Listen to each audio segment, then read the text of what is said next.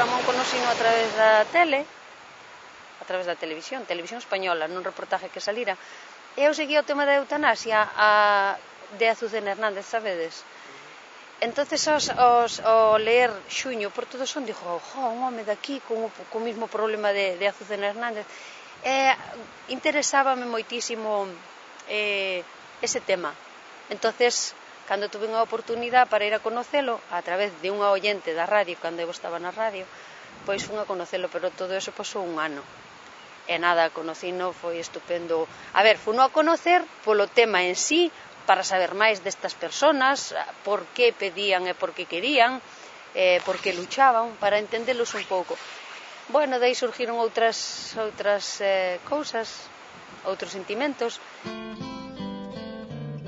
Ao cambiaron os sentimentos e ao falar moito con el, pois resulta de que si lle dixen que sí que lle axudaría cando el o decidira, pero bueno, era para largo, que pasa que, bueno, por circunstancias feas, pois decideu facelo 12 de xaneiro do 98, moi tranquilamente o fixo. A mí sempre me preguntan algunha xente que está en contra, pregúntanme se non tería unha depresión, sabes, xa che entra a risa, non sabes como vas a decir, non, depresión temola nós, co medo que temos, cando temos gripe, cando nos doi unha perna, cando a barriga, calquer tontería, pero el con 30 anos, sabendo, pedindo sempre o mismo, é imposible que tuvera unha depresión que va.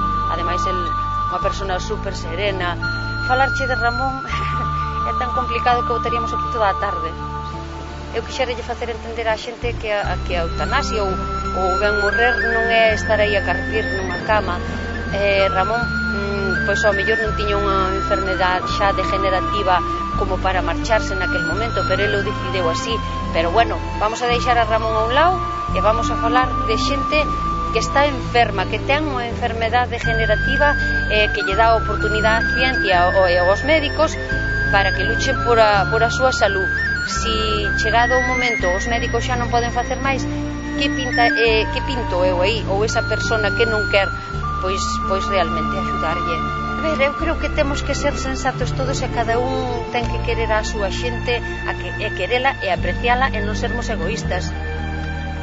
Sabes, é moi complicado, pero a ver, non se trata de unha persona pois que aínda poda vivir e luchar un tempo. Trátase de personas que están maliñas, que non poden xa nin respirar, é dicir, que non teñen ganas de vivir. Eu a Ramón si o axudei e bueno, quedábame sin el físicamente, pero bueno, tenme falado moitas cousas e teño presente sempre.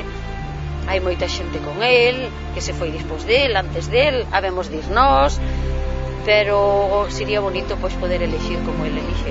Sería moi bonito, moi bonito. Eso é unha envidia moi sana para moitísima xente. É o único que lle pediría á xente era que entendera, que entenda. O único que che digo é que Ramón ahora mismo, a estas alturas, aos 10 anos que hai que se marchou, e todavía non se cumpliron deseos del. Pola miña parte sí, se cumpliron os deseos del, pero por outras partes non se cumpliron os deseos del. Quería ser incinerado e botado as cenizas na curote, mas no mar todavía está enterrado.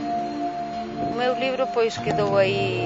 Eu penso que Planeta cobrou o que me había pagado a min, recuperou os cartos que me habían dado e despois retirou o libro. Eu teño 15 palés de libros para destruir, pero non os vou a destruir. Como poda darllos a todo o mundo, doullos, porque a miña historia non se tira así pola borda, que non me dá a miña gana. A min dame rabia tamén que se ceben conmigo, porque el tiña a opción de beber ou non beber. É dicir, que eu non lle levantei a cabeza para lle botar, senón que el tiña que chupar.